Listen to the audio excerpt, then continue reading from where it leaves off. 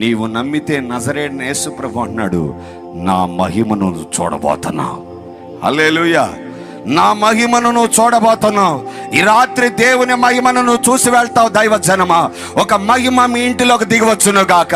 ఒక మహిమ నీ శరీరం మీద దిగవచ్చును గాక. ఒక మహిమ నీ మీద శక్తి వల్ల దిగవచ్చును గాక. నీ ఆరోగ్యం మీద దేవుని మహిమ దిగవచ్చును గాక. నీ వ్యాపారాల మీద దేవుని మహిమ దిగవచ్చును గాక. నీ ఆత్మీయ స్థితి మీద ఈ గ్రౌండ్ లో పరిశుద్ధాత్మ దేవుని మహిమ యేసు నామములో, యేసు నామములో, యేసు నామములో దిగివచ్చునుగాక. మీ వాక్యం ఎలా పనిచేస్తుందో తెలుసండి.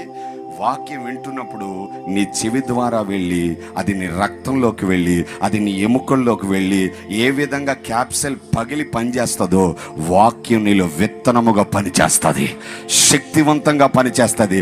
నువ్వు రిసీవ్ చేసుకుంటే వ్యాధి నీ మీద ఉండదండి. నువ్వు రిసీవ్ చేసుకుంటే చేతబడి క్రియలు నీ మీద ఉండదండి. నువ్వు రిసీవ్ చేసుకుంటే అంధకార శక్తులు నేను ఏలుబడి చేయు.